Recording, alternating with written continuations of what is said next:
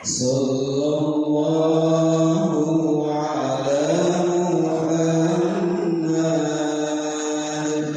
Sallallahu alaihi wasallam. Sallallahu ala Muhammad.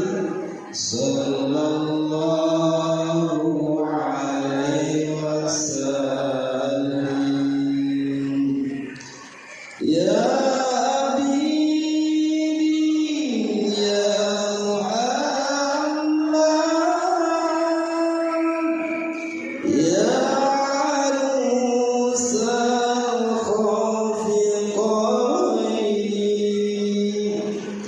ya Habibi ya Muhammad, ya arusal khafiqain, ya muayyad ya muajjal,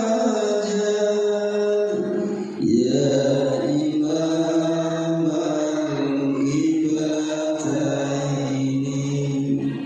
Sallallahu ala Muhammad. Sallallahu alaihi wasallam. Sallallahu ala Muhammad. Sallallahu alaihi wasallam. Teman-teman, jangan lupa tonton terus Yes. sampai selesai. Yes. Dadah. Ada. Bye-bye, Mah. Kenapa Allah sudah berfirman, Allah sabut dahulu, ya bani, melalui Nabi Ibrahim alaihissalam, ya bani, inna Allah astafa lakumuddin wa la tamutunna illa wa antum muslimun. Yes, kurang lengkap.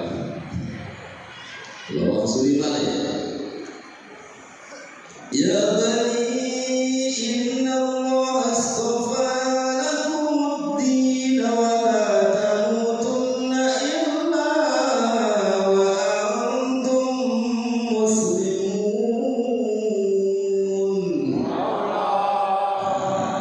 Ada dua macamnya untuk semangat teman. Ya bani, kata Nabi Ibrahim dalam surat Al-Baqarah ayat ini sampai boleh diri sekali-kali kita berdua yang moco mana lagi tunjuknya ayatnya enak gitu sekali-kali diwoco surat Al-Baqarah mulai 1 sampai 200. Berapa jumlah surat Al-Baqarah itu Pak Haji? 200 pinten Bu? Sebiasanya rajin jamaah yasinan pinten? 286 ayat ya. Ayat yang paling banyak itu dalam surat Al-Baqarah 286 ayat. Inna Allah astafa, wahai anak cucu wahai keturunan-keturunanku, Inna Allah astafa, Inna Allah satamane Gusti Allah, sesungguhnya Allah istafa nyelirakan memilih lakum maring sira kabeh untuk kamu sekalian ad-dina ing agama wala tamutunna illa wa antum muslimun wala tamutunna lan ojo mati temenan sapa sira wa antum lan hale sira iku muslimuna hale padha Islam kabeh muslim kabeh. Nih. Jadi yang memilihkan agama itu bukan kita sendiri. Makanya agama sampai saat ini bahkan sampai kita meninggal dunia sesungguhnya Allah yang memilihkan. Makanya kita harus tahadus binikmah pada saat ini. Kita bersyukur, alhamdulillahirabbil alamin. Ini kita sekolah, belum ngaji lagi. Belane, karena ini simbole gunungan, kekayon. Belane, awalnya dewi Islam, kita Islam itu khususnya para sesepuh Jawa, orang-orang tua kita Jawa, nenek-nenek awal bambai dari orang Jawa. Kemudian Islam sampai kepada kita itu berkat daripada perjuangan para wali, yaitu para wali termasuk diantara Sunan Kalijogo. Mulanya ada yang mengatakan Sunan Kalijogo adalah Sunan wali setan. Sampai kita nih orang itu tidak kenal dengan sejarah. Wong Jawa ojo lali kalau Jawa. Kalau wong Jawa lali kalau Jawa nih berarti ya hilang Jawa nih. Islam dibawa oleh beliau Sunan Kalijaga yang dulunya belum mengenal Islam dengan rahmatan lil alamin yang mengikuti jejak baginda Rasulullah SAW dengan pelan-pelan alon-alon bimbing wong-wong orang-orang yang dulu belum masuk Islam, kemudian dengan cara yang berdekatan dengan dakwah dengan budaya sehingga sampai takwa tengah ini sampai Quran bersyukur ya Allah, Islam sampai saat ini saya rasakan berkat dari perjuangan para wali. Wali yang perlu kita jaga sekarang adalah apa?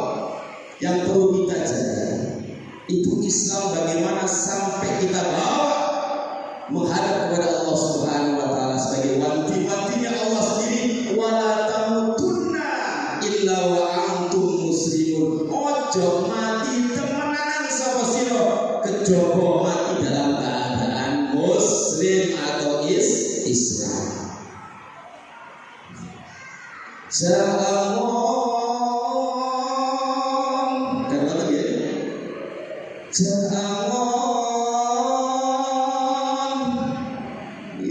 Ini lirik tak boleh saya itu. Veneno lindengku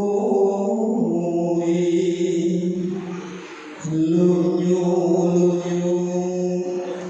yo veneno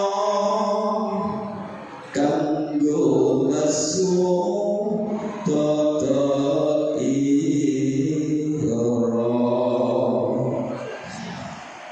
walaupun liriknya tidak sama paling tidak mirip-mirip saya ini, tapi seperti itu ada nilai atau makna filosofis yang terkandung di dalamnya.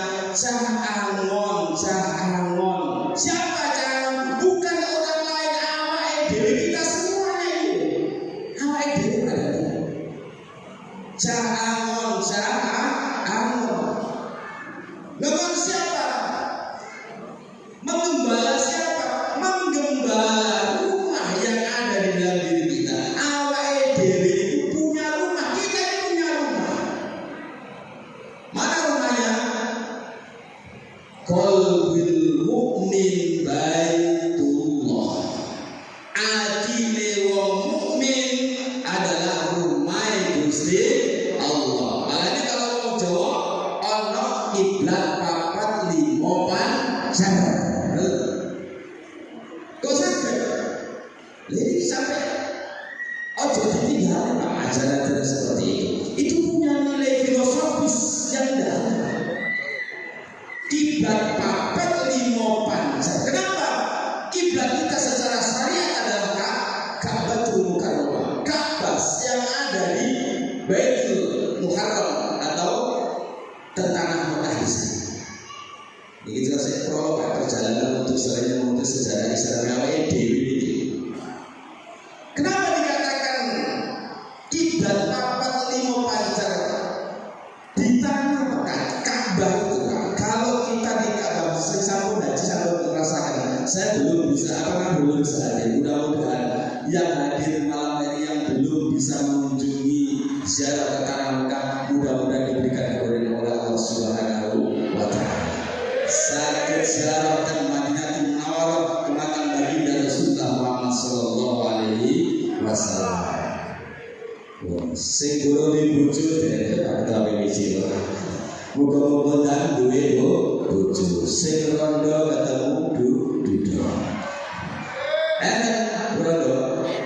Enten. Oke teko.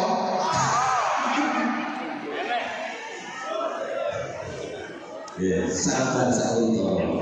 Mungkin memang Gusti Allah punya kehendak kun fayakun terwujud. Jadi kiblat papat limo panca. Kalau kita berada di tengah Mekah di Ka'batul Mukarramah, tengah Ka'bah itu, kalau orang berada di selatan itu menghadap adalah ke utara, menghadap sholatnya ke utara. Kalau orang dari timur, sholatnya menghadap ke barat. Yang dari utara, sholatnya karena menghadap Ka'bah, menghadapnya ke selatan. Yang dari barat, sholatnya menghadap Ka'bah, yaitu menghadap ke timur. Itu namanya kiblat papat limo pancer. Pancer mana? Niki loh sejatanya qalbul mukmin baitullah. Niko namu hajar aswad, simbol janjane adalah ada di dalam diri kita. Niki dari limo pancer digrayai dewe. Hatinya orang mukmin itu merupakan Gusti Allah, jembar padam dari dulu bersih. Cuman kenapa kadang-kadang kotor, kadang-kadang tergantung awak ide. Kalau mengkaji diri kita sendiri, mau tergantung awak ide.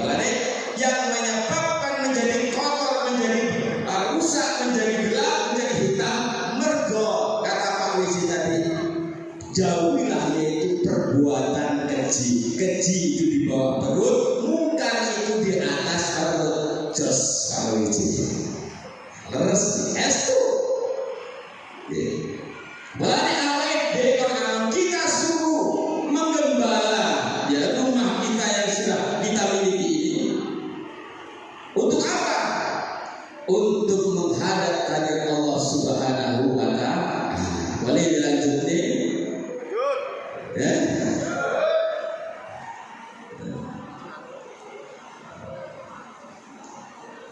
Jangan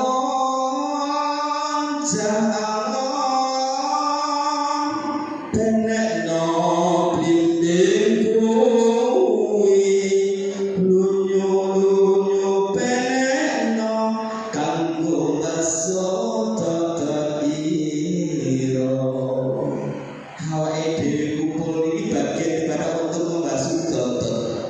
Ya, kumpulnya ini bagian daripada untuk mencuci kotoran-kotoran hati melalui ngaji. Saya masih ingat almarhum Romo Kiai Ahmad Husaini Syafaat ngaji itu beliau mengatakan ketika saya ikut ngaji tafsir Jalalain, ngaji itu kan itu berasal dari moji. Iya, kalau versinya ada yang beda, minta maaf. Ini yang saya rekam ketika saya ikut derek ngaji Mbak ini. Ngaji kami itu adalah moji. Moji ini nutupi barang sing sono, bolongan sono, karo perkara siji sing darani ngaji.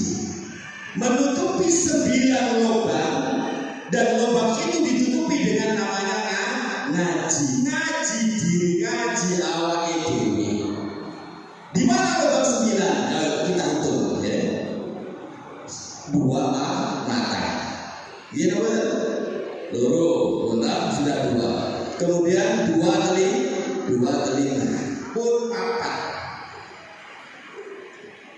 2 hidung. Sudah 6. Gitu? Terus apa lagi? Lambe, mulut, pun pitu. sing loro menyesal. Gak usah disebut nih. Nah, yang kedua itu bagian bawah. Itu kalau nggak dikaji, gara-gara itu yang membuat unsur daripada dosa kita menjadi dosa itu gara-gara di antara lubang 9 itu. Apa oleh lubang sebagian isor. Bahaya. Komen seneng jomblo-jomblo kadang-kadang rapi, gak bahaya. Ya mudah-mudahan saya jomblo, mudah-mudahan cepat dapat jodohnya. Wong itu kok, angkat ya. Tapi ojo ngaku-ngaku, wis duwe ngaku duwe bahaya nih. Jadi seperti itu. Para bapak ibu yang dirahmati Allah Subhanahu wa taala. Oleh itu malam hari ini kita mengkaji bersama yakni tentang Isra wal Mi'raj baginda Rasulullah Muhammad sallallahu alaihi wasallam. Beliau sudah menyampaikan dalam lantunan ayat tadi dalam surat Al-Isra ayat pertama. Subhanalladzi asra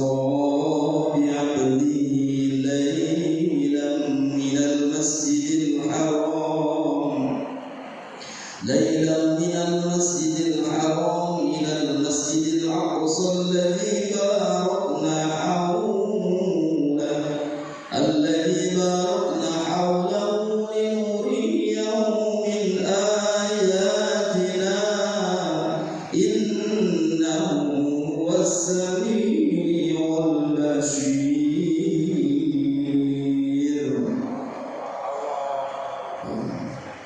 Ini satu ayat, ketika ayat itu diawali dengan tasbih, terus iling-ilingan mau. Setiap ayat yang diawali dengan tasbih itu menunjukkan adanya kejadian yang sangat luar biasa, yang di luar batas nalar pemikirannya awal diri, gak tekan pikiran awal diri. Termasuk diantaranya yang paling dasar kejadian itu adalah terjadinya Isra wal Mi'raj baginda Rasulullah Muhammad sallallahu alaihi wasallam.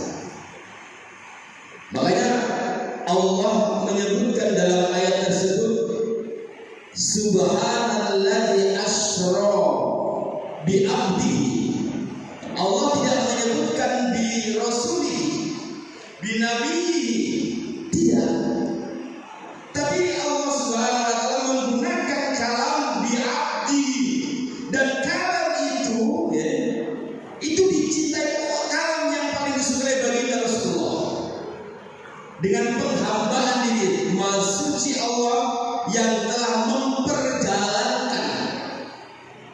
Kalau ada yang memperjalankan, logikanya berarti ada yang diperjalankan, ada objek. Subjeknya siapa? Allah Subhanahu wa taala. Objeknya adalah baginda Rasulullah. Yang menginginkan adalah Allah Subhanahu wa taala. Jadi perjalanan Isra wal Mi'raj, perjalanan Rasulullah mulai dari tanah Makkah, kemudian menuju ke Palestina, Masjidil Aqsa, alladzi barakna haulahu linuriyahu min ayatina. Itu merupakan kejadian yang di luar nalar. Kejadian hanya sepertiga malam saja. Wakila, saya pernah membaca, wallahu a'lam bishawab, kebenarannya jarak langit pertama dengan langit kedua itu 2.500 tahun. Tidak bisa kita bayangkan bagaimana cara menempuhnya. Langit yang katanya biru di atas sana, menurut kita adalah langit. Kita benar. Oke, kalau guru-guru TK itu mengajari anak-anak itu muridnya, pelan-pelan alangkah indahnya merah kuning hijau di langit yang biru. Waduh, langsung nyambung ke anak-adik di langit yang biru. Itu bukan langit, itu adalah batas pemandangan mata kita saking jauhnya langit sehingga samanya tampak biru saja. Bukan langit. Yang jelas langit itu kan jauh di sana dan kita tidak tahu. Yang tahu adalah para anbiya wal mursalin, para nabi dan para rasul. Makanya Allah Subhanahu wa taala adalah memperjalankan hambanya, yang dimaksud hambanya adalah baginda Rasulullah Muhammad SAW.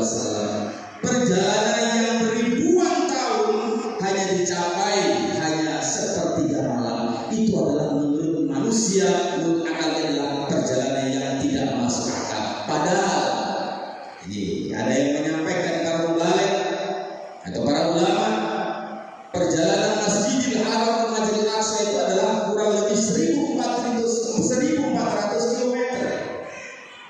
Sini Makassar berapa bu? Pinter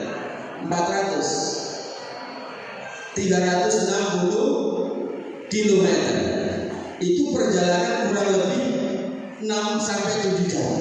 Lek lancar, lek macet. Nah, bisa sampai pagi lah itu badannya ya.